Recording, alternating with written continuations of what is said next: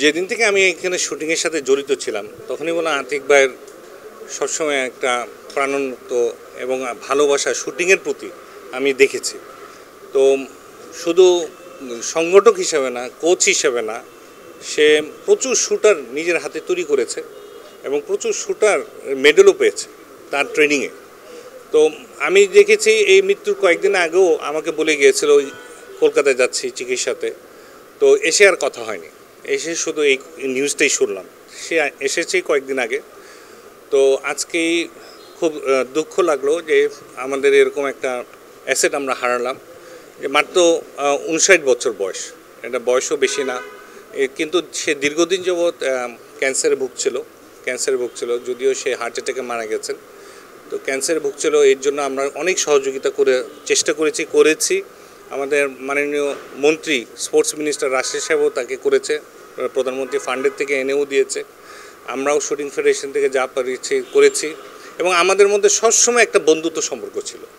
কোনো সময় বললাম সে আমাদের উপরে রাগ ছিল না, কোনো কিছু ছিল না। আমাদের সাথে অনেক ট্রেনিং প্রোগ্রাম নিয়ে আমাদের সাথে কথা হতো এবং কথা বলে আমরা সবসময় একটা প্রোগ্রামের মধ্যে থাকতাম।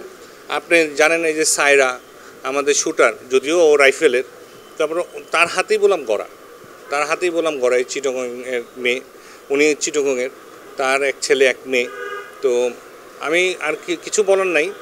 আতিক ভাইয়ের মতো লোক হারিয়ে আসলে আমাদের একটা কালো ছায়া নেমে এসেছে এই শুটিংয়ে। আমরা সবাই খুব অবাক হয়েছি। আমরা অলিম্পিকে যাচ্ছি, তো সামনে অলিম্পিককে রেখেও আমি আত্মা মারফত কামনা করি যে তাকে যাতে সবাই দোয়া করবেন, সে যাতে ব্যস্ত নসিব হয়।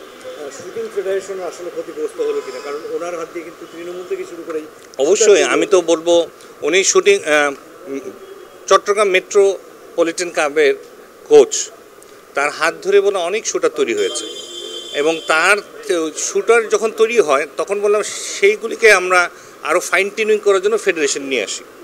তো একটা ক্লাবের যখন এত এক্সপিরিয়েন্স একটা লোক না থাকে তখন বললাম এই ক্লাবটাই ডেড হয়ে যায়। শুধু উনি ডেড না, এটা ক্লাবটাই একটা ডেড পর্যায়ে চলে যায়। কারণ এই ক্লাবটা চালাবে কে? সে শুধু কোচ হিসেবে ছিল না, পুরো ক্লাবটাই সে চালাতো এবং আমাদের সাথে সবসময় সব কিছু নিয়ে কথা বলতেন।